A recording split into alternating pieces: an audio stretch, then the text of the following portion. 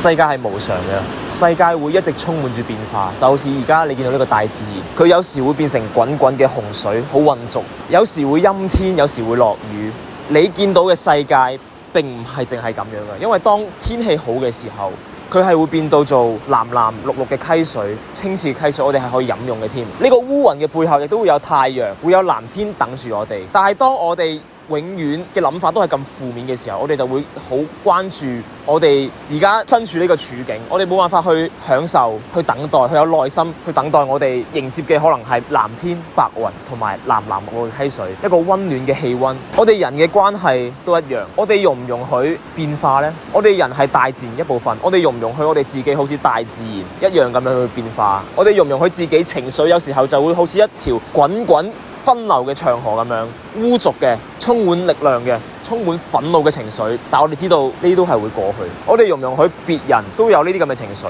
我哋可唔可以同呢個世界喺埋一齊，感受呢個世界，接納你自己？